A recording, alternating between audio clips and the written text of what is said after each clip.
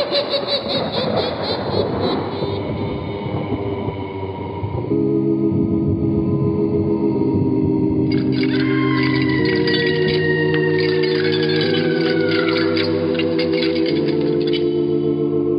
Mysterious Old Radio Listening Society podcast.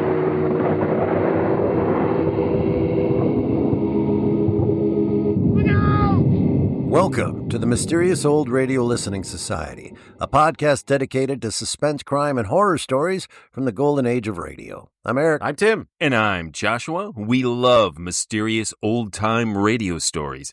But do they stand the test of time? That's what we're here to find out. This week we present The Thing in Cabin 105 from Beyond Midnight, an episode selected by our Patreon supporter, Zach. Beyond Midnight was a radio horror anthology series that ran from 1968 to 1970 on Springbok Radio in South Africa. Produced by Michael McCabe, the program was a follow-up to a science fiction anthology, SF-68. Both programs present a mix of original scripts and literary adaptations. The Thing in Cabin 105 is based on the short story The Upper Berth by F. Marion Crawford, first published in The Broken Shaft, Unwin's Annual for 1886. In his lifetime, Crawford was primarily known as a writer of romantic fiction, but it was not until after his death that his supernatural tales began to garner praise, beginning with the publication of his complete weird fiction in 1911 titled Wandering Ghosts in the U.S. and Uncanny Tales in the U.K. And now, The Thing in Cabin 105 from Beyond Midnight, first broadcast February 28th, 1969. It's late at night, and a chill has set in. You're alone. The only light you see is coming from an antique radio. Listen to the sounds coming from the speaker. Listen to the music, and listen to the voices.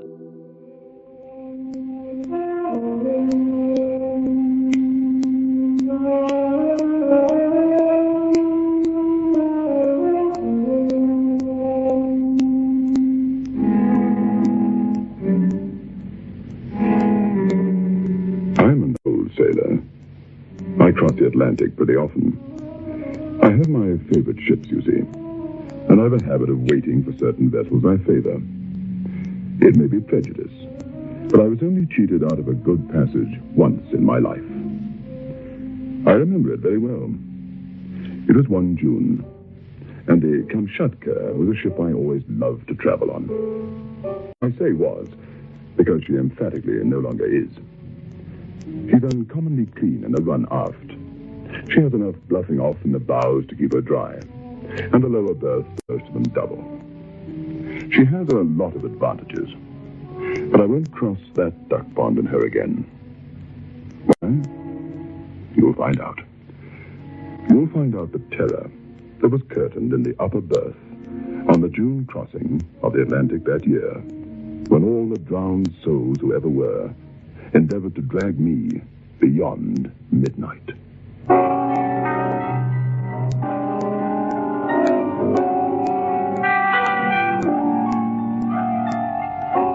Biotex, the new soak and pre-wash powder, presents Beyond Midnight by Michael McCabe. Since Biotex appeared on the market, we've had many endorsements from time to time, and these can be seen in our office. I am broadcasting some of these to you, and will do so as they come to hand. Mrs. M.V. Clauser of Fifth Avenue, Pointown, Natal, wrote and said, "Here's a letter from me of appreciation to the makers of Biotex. I am highly satisfied with Biotex and have introduced my friends to your product, and so far there has not been one complaint that it does not live up to the claims you make for it. I have two sons aged 2.5 and 1 year. The elder boy gets filthy dirty, and his clothes are pretty much the worse for wear at the end of the day. The baby naturally drags himself about, and his little diapers become very black and dirty at the end of each day, too. The point I'm trying to make with you is that every night I soak these diapers and the elder child's clothing in Biotex, and in the morning, all I have is a slight rubbing and rinsing, and that's it. The name again is Biotex."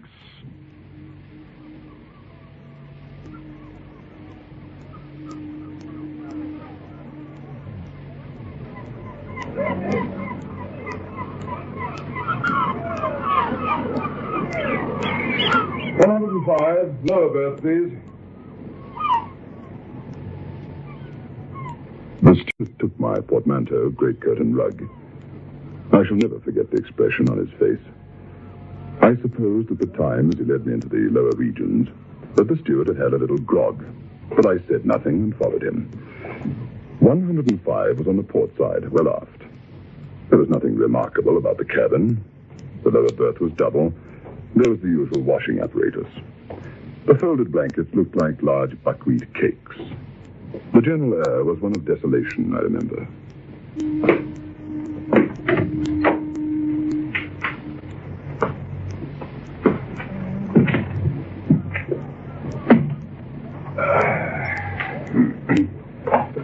I'll try and make you as comfortable as I can, sir. Thank you. Oh, thank you, sir. So, I hope it'll be a good crossing for you. Well, one passage across the Atlantic very much like another. Whales and icebergs are always indeed objects of interest. But after all, one whale is very much like another whale. One rarely sees an iceberg at close quarters. I agree, sir. No, one don't.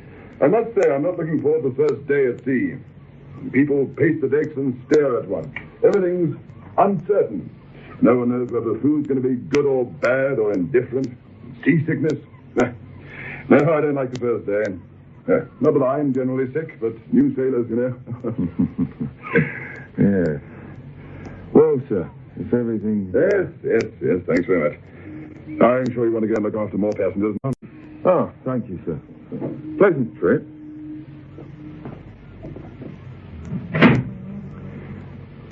I had the funny feeling, even then, that he was thinking me a queer fish. I don't know why. I also felt he didn't like number 105. But I mean, he wasn't going to live in it. I wasn't very keen either, but it didn't worry me unduly. I wasn't very pleased to find I was to have a companion, I have to admit. Before I'd been long in bed that night, he came in too. He was very tall, very pale, very thin, with sandy hair and whiskers. He was overdressed and a bit odd. I didn't like him and made up my mind I'd give him a miss whenever possible. If he rose early, I decided I would rise late, and vice versa. Anyway, I was pretty tired that first night. And perhaps the cabin wouldn't be so bad after all, I thought.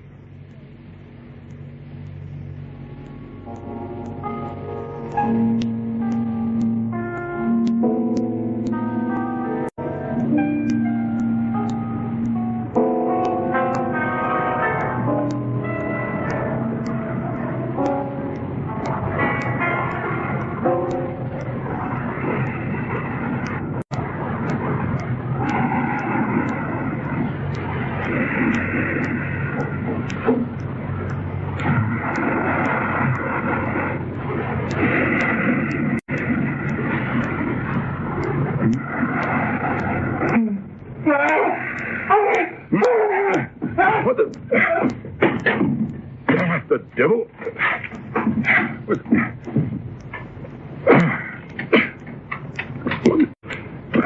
What happened to him? Gone. Nightmares?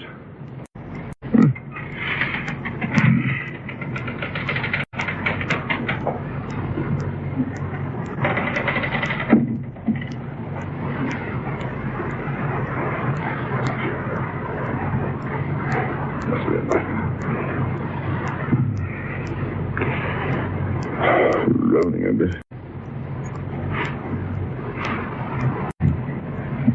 Odd smell. Damp, sort of. Blasted cold, in fact. What happened to that other fellow? Well...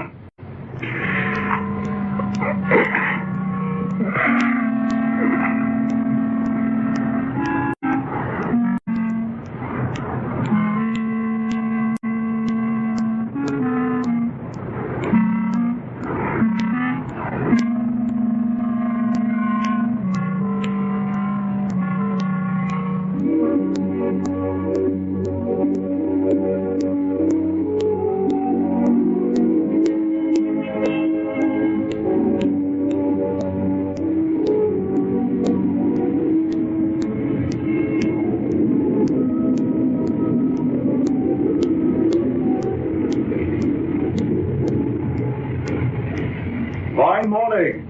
Well, it's a fine morning, and it's not a fine morning. I don't think it's much of a morning myself. Well, no, it's not a very fine, must admit. You're the doctor, aren't you?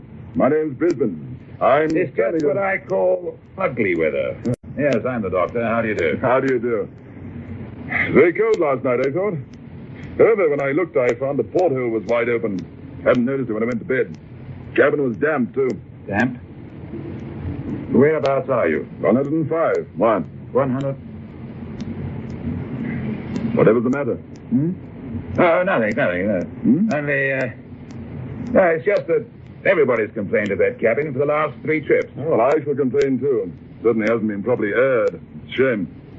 Look, I don't believe it can be helped. You see, I believe there's something... What? Well, it's not my business to frighten passengers. Oh, you needn't be afraid of frightening me. I can stand any amount of damp. If I get a cold, I shall come to you. It's not so much the damp. However, I just say you'll get along very well. You have a roommate? The deuce of a fellow who bolts out during the night and leaves the door open. Doctor, you keep staring at me. Did he come back, this fellow? Yes. I was asleep, but I woke up and heard him moving. Then I felt cold and went to sleep again. This morning I found the porthole open. Look here. I don't care much for the ship. I don't care a rap for a reputation. I tell you what I'll do. I have a good-sized cabin up here. I'll share it with you, though I don't know you from Adam. That's very good of you. Really, I mean, I think even now the cabin could be aired and cleaned out or something. Why don't you care for the ship? We're not superstitious in our profession, sir. But the sea makes people so. I don't want to prejudice you, and I don't want to frighten you. But if you'll take my advice, you'll move in with me. I'd as soon see you overboard as know that you or any other man was asleep in 105. Good gracious. Why? Just because on the last 3 trips, the people who have slept there actually have gone overboard.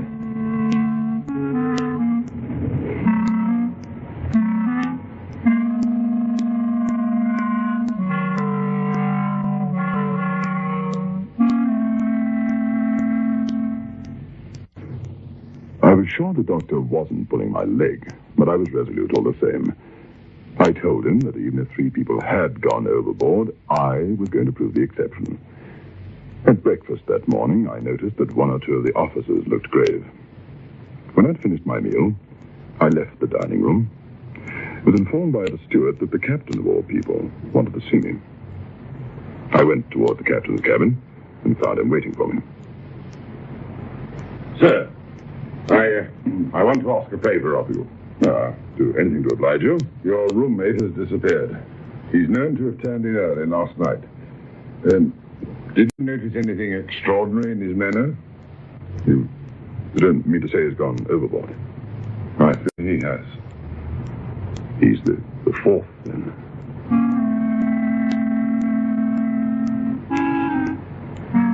And I told the captain what the doctor had told me. He seemed annoyed. Then I told him what had occurred in the night. He was shocked and looked very grave.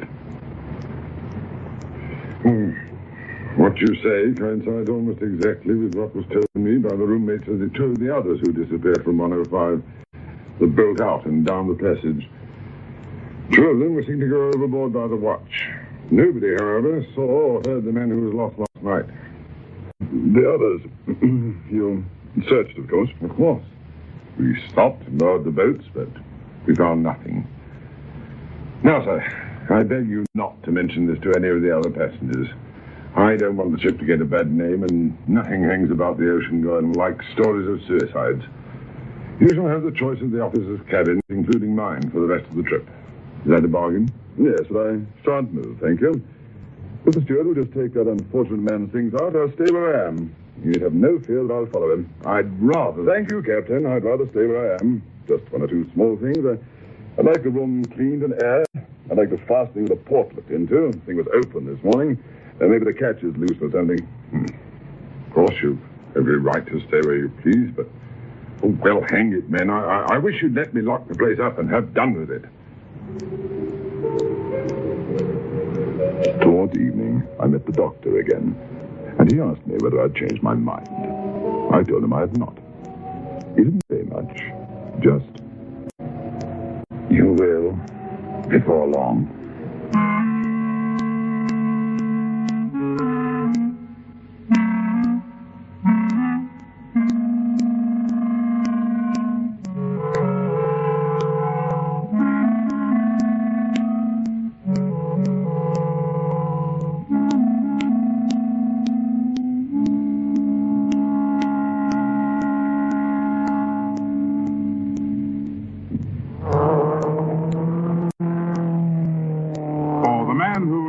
How to handle his car. Johnson's Rally, the new car wax with the detergent-proof formula, won't wash off. It's detergent resistant. Rally gives sure wax protection that's deep and long-lasting. And the finish is fast, very fast. Johnson's Rally car wax in liquid or paste form. That's all you have to do. Soak, just for an hour or two you'll find things look as good as new when you use new Biotex.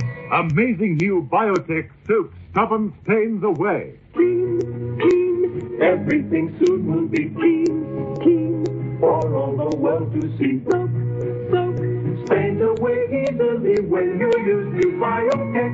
Get amazing new Biotex today and let soaking do the washing.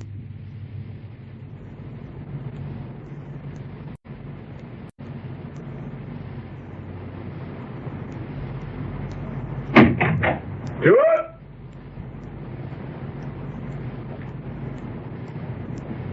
Yes, sir. What the deuce do you mean, you scoundrel? Leaving the port open every night.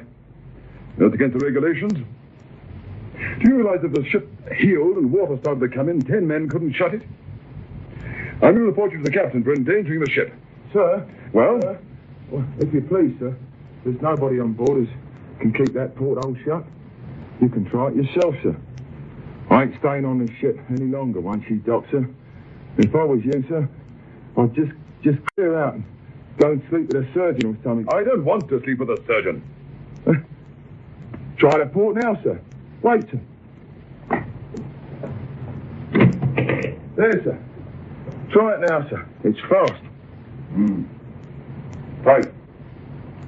Yes, sir. But I'll wager my reputation as an A1 steward that within half an hour that thing will be open again. If I find it open in the night, I'll give you a $5. It's not possible. $5, did you say, sir? Oh, thank you, sir. Good night, sir. Pleasant repose and all manner of enchanting dreams, sir. Night, sir.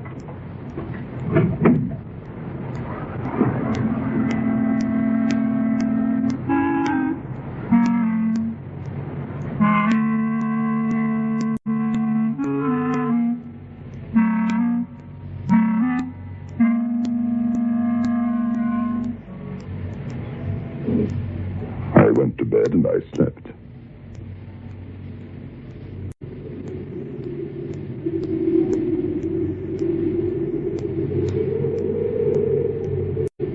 I awoke startled, sometime in the small hours. I felt the draft. I got out of my bunk and stood.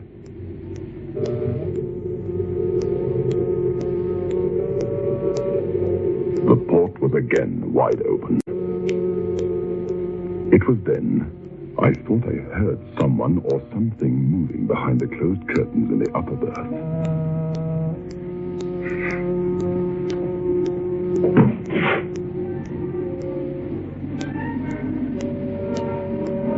I thrust in my hands to see if there was anyone in the upper berth. There was someone. It was as if I was plunging my hand into a damp cellar. The air was full of the smell of stagnant seawater. I laid hold of something that had the shape of a man's arm, but was smooth and wet and icy cold, and then the creature sprang violently forward against me. A clammy, oozy mass hit against me. It was heavy and wet and seemed endowed with supernatural strength. And then the creature rushed to the door and out.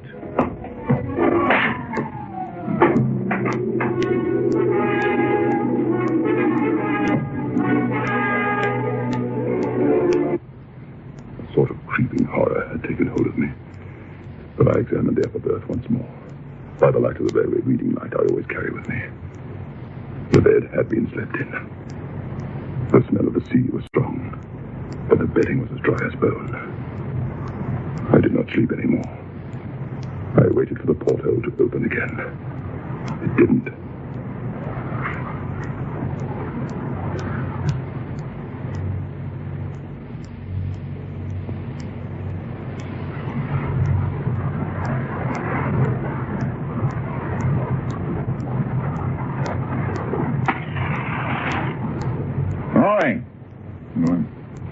Doctor, you're quite right. There is something wrong about 105, and that's an understatement.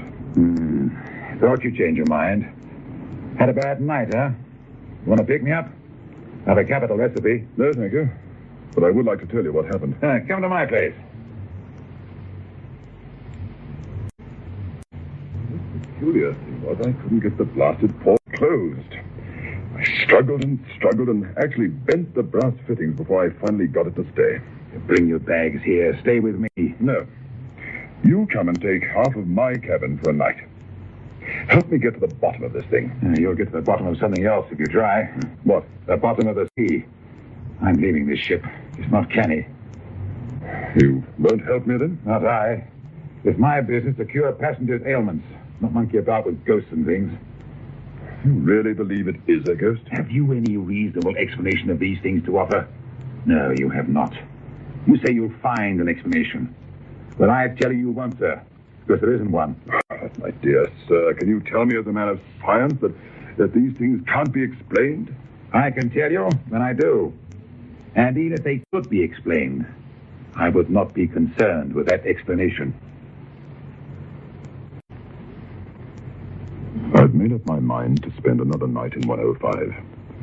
If the doctor wouldn't join me, I was determined to have the captain.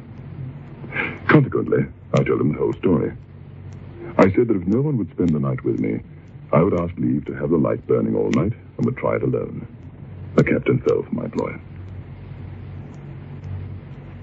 Look here. I'll tell you what I'll do. I'll show you a watch myself. We'll just see what happens. There may be some fellow skulking on board who steals a passage by frightening the people on this ship. Just possible that there may be something queer in the carpentering of that berth.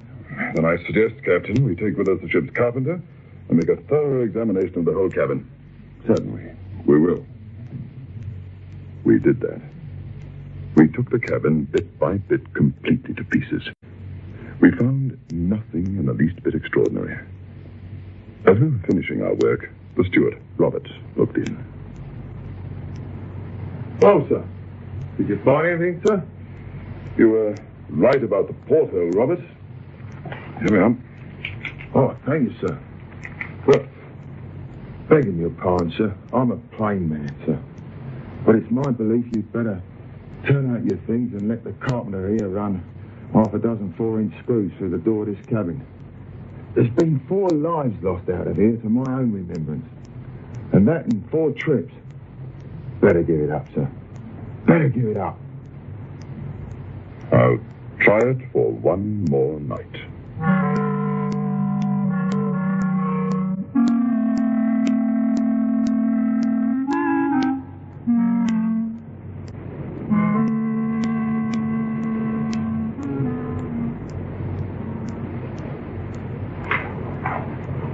Now, you'll just put your signature to that, Mr. Brisbane?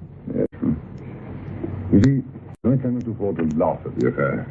Your signature to this writing, telling what we're about to do, is at least proof that another responsible men believed that something queer was happening in room 105 this crossing. Well, if both of us are all right after this night and we do observe or experience anything uncanny, then you and I together will fill in our experiences and emotions. If nothing happens tonight, we'll try it again tomorrow and the next day. Now, suppose we put your portmanteau before the door One of us can sit on it. Nothing can get out then. Is the port screwed down? Yes. I like the reading lamp that you suggest. And now we can see well into the upper berth. And I shall sit before the door. I've searched thoroughly. There's nothing in here save ourselves. Nothing at all. It's impossible for any human being to get in.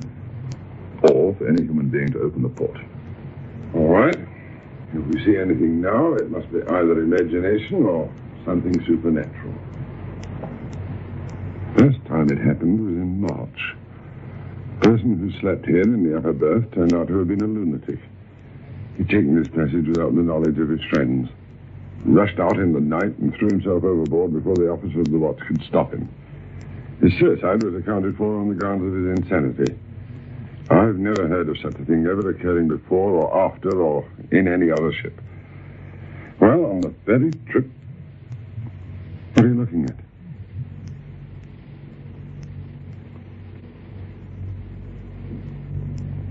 I could not reply. My eyes were riveted upon the porthole. The brass loop nut was beginning to turn very slowly upon the screw. It moves. It's loosened. Look at it, it's loosened. I can turn it just with my hand. The queer thing is that the second man who was lost was supposed to have gone through that porthole. But it was very heavy. There was an alarm that one of the ports was open, that the sea was coming in. Down here, we found the whole cabin flooded. The water poured in every time the ship rolled. Ever since then, that place smells of seawater. On my word, I can smell it now, can't you? Yes. To smell like this, the place must be damp. Yet when the carpenter examined it this morning, it seemed perfectly dry. Why? How did that bolt of port come loose, Captain? I saw it move. Hello. How did...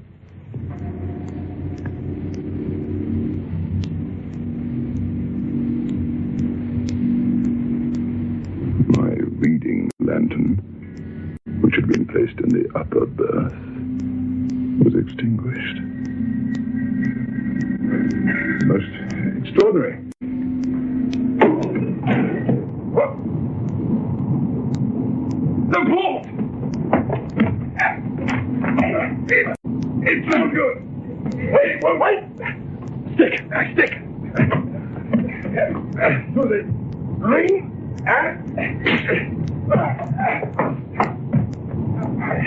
No good. Nothing can close it. Nothing. I'm as good. Brisbane. There's something in the upper berth. Hold the door. He won't escape us, whatever it is. No, wait. And I flung myself across that cabin and seized something which lay in the upper berth. There was something ghostly, horrible beyond words, and it moved in my grip. It was like the body of a man long drowned, and yet it moved and had the strength of 10 men living. Dead white eyes seemed to stare at me out of the dusk. The putrid odor of rank seawater was about it. Shiny hair hung in foul, wet curls over its face. I was wrestling with a dead thing. It wound its corpse's arms around my neck, the living death that was overpowering me.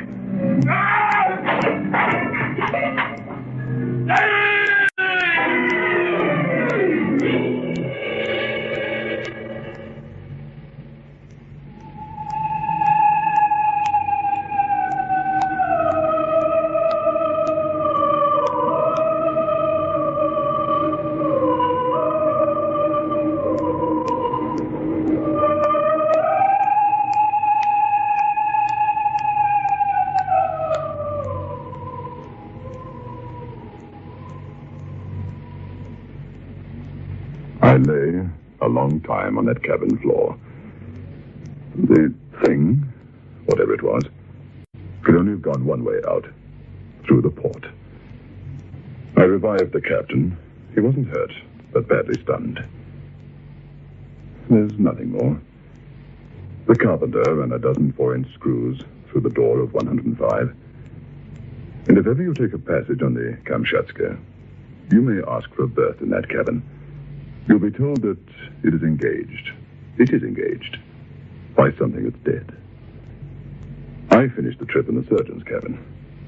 The captain never sailed again on that ship, although it is still running. I shall never sail her either. You see, I saw a ghost, if that's what the thing was. It was dead anyway.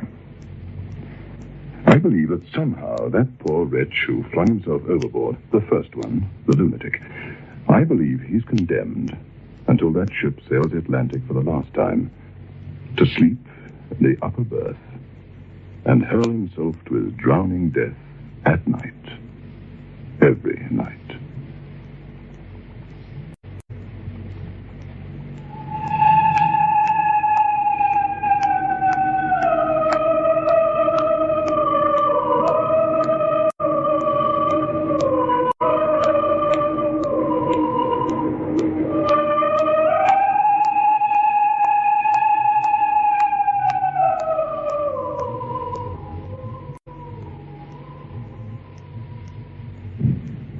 Let's play some music. I feel like dancing. But I thought you had a splitting headache. Oh, that was 5 minutes ago. I've taken Grandpa headache powder since. Grandpa headache powders kill pain, soothe strained nerves, and lift depression.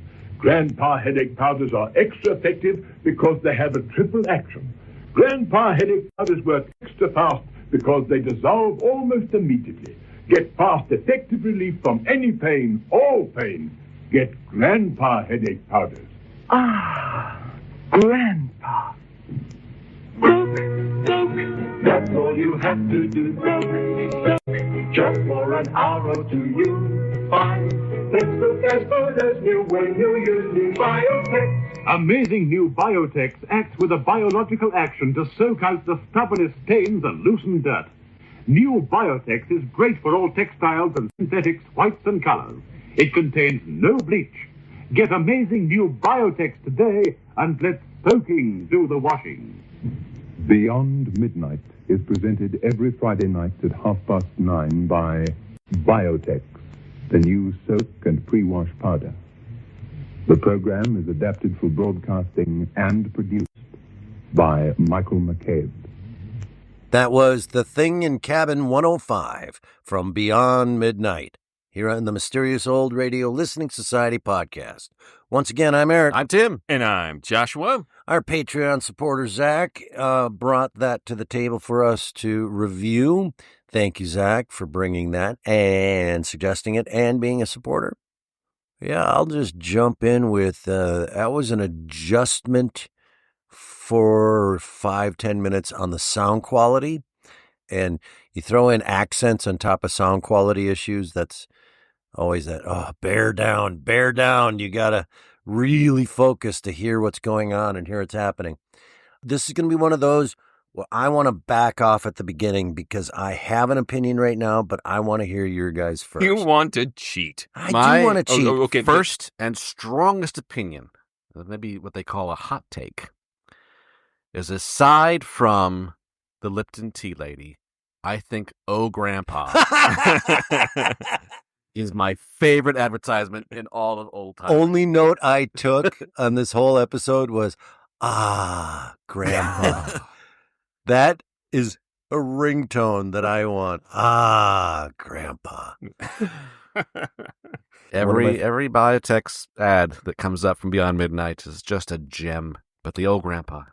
Tell me if I take that cheating off the table and tell you I don't like it. So I'm curious why, because I had in my head why you wouldn't like it and why you might like it. Okay. And maybe now I can persuade you into being the Eric that exists in my mind. That's how marriage works. You start out not liking it. I thought either you would dislike it because the protagonist responds to a supernatural threat in a very stoic and nonchalant way, which you have objected to in the past, or you might respond positively because this is a rare occurrence in Victorian or Edwardian ghost stories of an unflappable, square-jawed hero who says, "No, bring it, ghost. I'm going to figure this out." He's not a nerd. He's not an antiquarian. He's a guy who's just not going to be deterred from leaving that room. To throw a little support behind that, he also, he's not just like, it doesn't exist, I don't worry about it. He's like, get a carpenter in here. Get some people here to look at this. You're wrong on both accounts. Whoa. I'm going to tell you exactly. How exciting. I like the story a lot. I like the protagonist, whatever his name was, Beardy McSee guy, whatever. He popular name at the turn of the century. Right. His reaction to it didn't bother me, or it was all good. None of it bothered me. I didn't even listen to it. I like that he's going to figure it out. I like the story. It's scary. The production value, and I'm not talking about the sound quality of this recording. The production value, the direction of it, slow. Not good use of the music, not good use of transitions, really slow, and the sound escape, the sound effects, the Foley, not creating space at all, nor were the actors helping support that. Consequently, not able to get lost in it. It was just really, it reminded me of the pace, feel of the Frankenstein series. Woof. Harsh. For our regular listeners who don't give us money, let's confess a reason you might not want to. We listened to the 1930s Frankenstein serial, really long, like 11 episodes. Well, we listened to 3 episodes per episode. So, I mean, Right. It was like 20 some episodes long. Right. So that is quite an attack on Eric's part. If you haven't heard this incredibly long version of Frankenstein. Which, if you'd like to hear this arduous task, join Patreon. Our commentary makes it worth it. I like the story. I didn't like... you just don't effing like ghost stories. Victorian? No, not very take much. Their time, a sense of building dread. Like, pace is a part of this Sure. ghost story. Well, I agree on the one thing of being on a ship seems like a great opportunity for soundscape that Yes. I feel like this series did not grab onto. Well, here's my question about it. In all fairness, they could be these incredible, nuanced, subtle background effects, and due to the quality of the surviving recordings, Fair we enough. couldn't really pull them out. So to some extent, I give it a pass because I'm not sure sometimes what is ambient background sound and what is just the muddiness Of the recording. yeah. Yep. I personally love the minimalist music in this. Just Weird- ambient, eerie noise. But and weird occasionally choices there's a on choir. when. I loved it Yeah. for that exact reason. But, again, that's just a subjective Too inconsistent experience. for me. Like, for me, music is... How you use it needs to be I consistent. think they used as it an fairly establishment. consistently in one way as these nice interludes to delineate the days. Yeah. Because what's important is each night he spends in this cabin, things become progressively worse. And so we had these slightly longer than usual interludes to suggest time. It had a different quality as the sinisterness of his experiences increased. Right. And I was so wrong about everything you would think in this. Yeah. I love it when we've done this for 8 years and I think, I know, Eric, I do back love... and forth. I do love the concept of the story. Coming through the window and killing people in the cabin and the description of it and trying to sleep in that bunk. And I just thought what's the word? Spaghetti. Yes. The spaghetti of Dick it. Powell. The implementation of telling the story directorially. And I don't mean just speeding it up. I don't. I like silence too, but you have to have something other than just silence. Because there were many moments like, "Wait, are we on the air? What's happening?" I think radio underuses silence. That's so powerful. Like, because it relies entirely on Well, it's sound. also It's coming like from the guy that it's loves... like in film when it goes to an uncomfortable length of black, and for that moment you're like, Yeah. Did the projector break? Right. It says 5 years later. And you're talking to the guy that loves the original 1931 Dracula for that reason, for how silent So I'm it talking is. to a hypocrite. Yes. Yes, I am a hypocrite. I think the performances were my favorite part. And I mean, partly because of the audacity of their reserved quality, but I could also see like, that's pretty reserved for, this ship's totally haunted. People die all the time. I accept the narrator's attitude because the story includes people who you suspect should be skeptical who have totally bought in, like the doctor. Yeah. I like that nice subversion. Yes, I don't know you from Adam. You're staying in my room. Yeah. And he's like, well, you're a doctor. You should believe in science and tangible empirical fact, and he doesn't. So that tempers the narrator's, it not only tempers the narrator's response, it makes you believe that the narrator's response is a very individualized character response, which I think makes me more interested in him as a character. I also thought, to your idea about performances, that the narrator did a great job bridging between scene performance and narration. Yeah. Like when he's narrating the events and he's about to fall asleep and he adds little yawns and he sort of drifts off while narrating. I know Eric's like, yeah, because it was that boring. Even the narrator fell asleep. Right? I mean, I'm a big fan of the original short story, so it has an advantage. Sure. Because I love F. Marion Crawford, who is the author of The Screaming Skull. Which has had many terrible adaptations of that story done. Oh, the There's film at least adaptation. one really good one. Yeah. Oh, one great one. The one you did? Yes.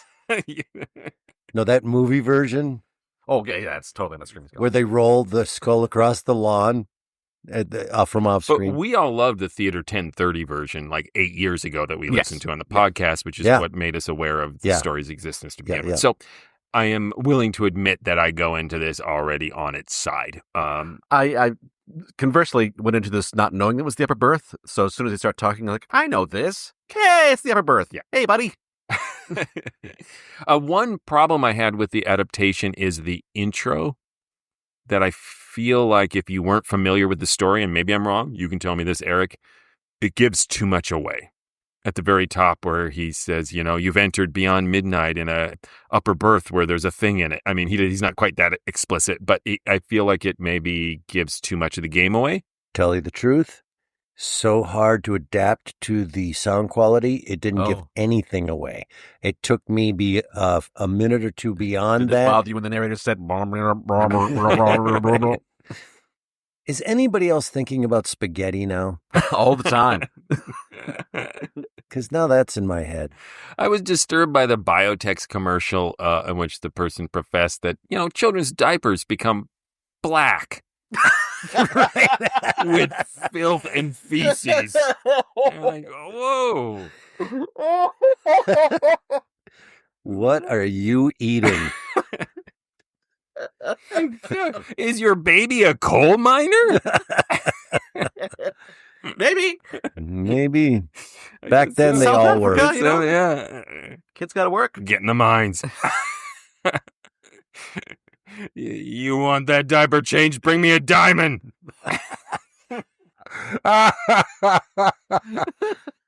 Squeeze them cheeks. Yeah, I think in general, though, this story is, you mentioned it, I don't like Victorian ghost stories, but this, I think this is weirdly technically Edwardian. In general, though, I really do like the story. I just want to hear, I want to direct it and That's fair change enough. a couple of things.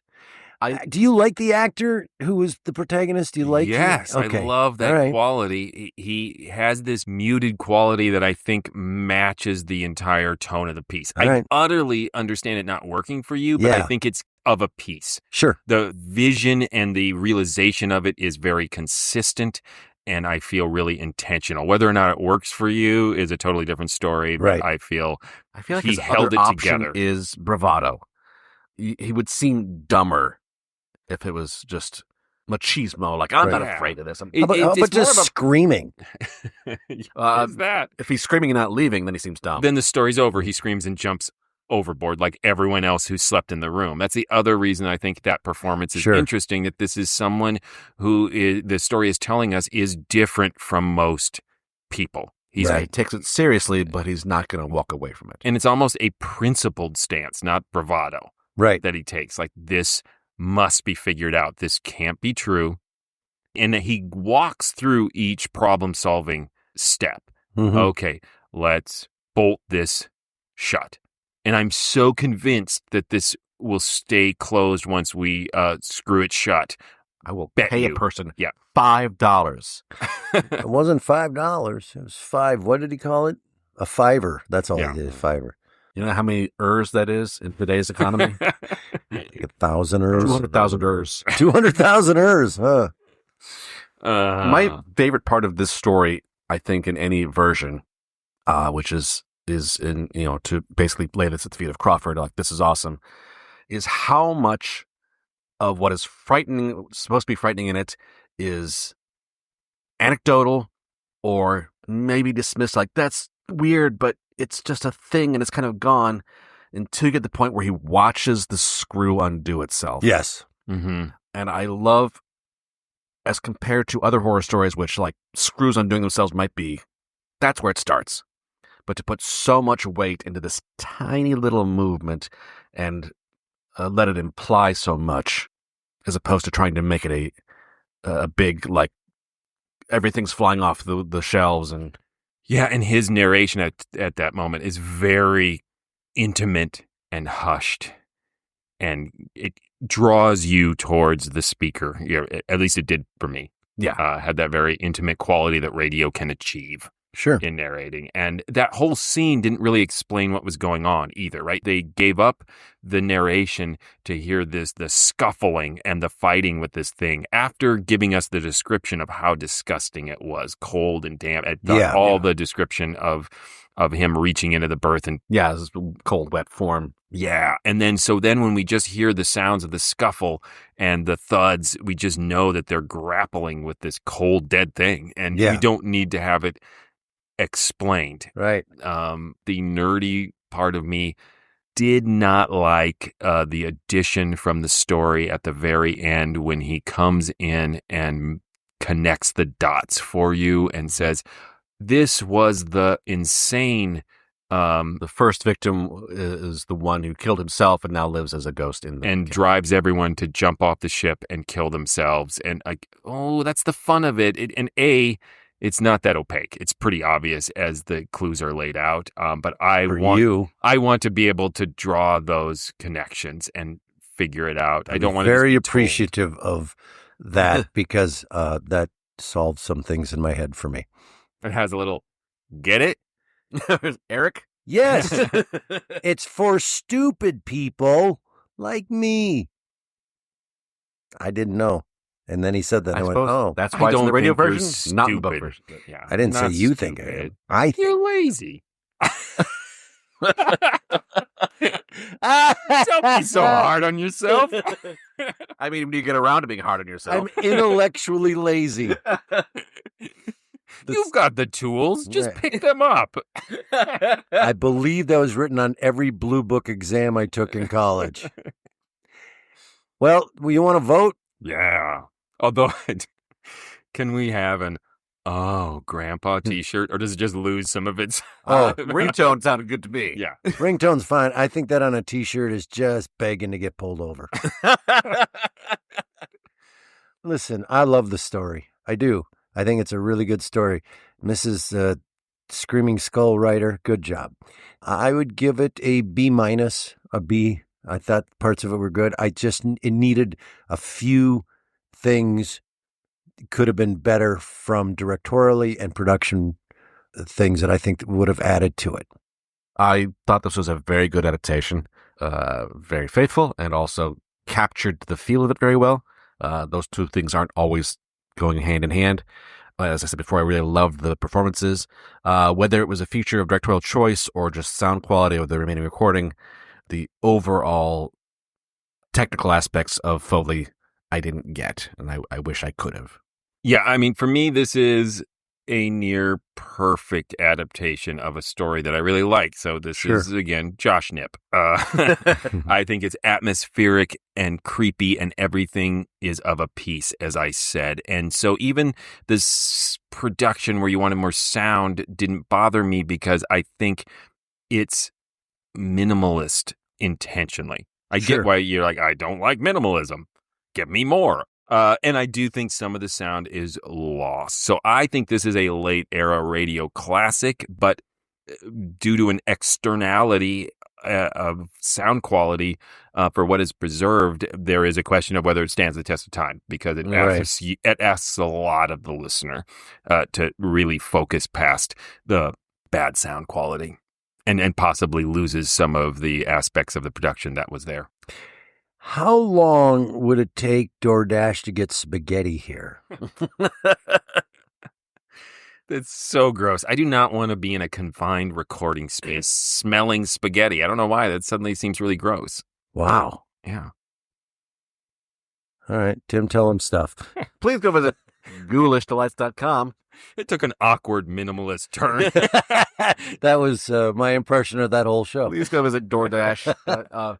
GhoulishDelights.com, home of this podcast. Other episodes there. You can vote in polls, leave comments, let us know what you thought about these.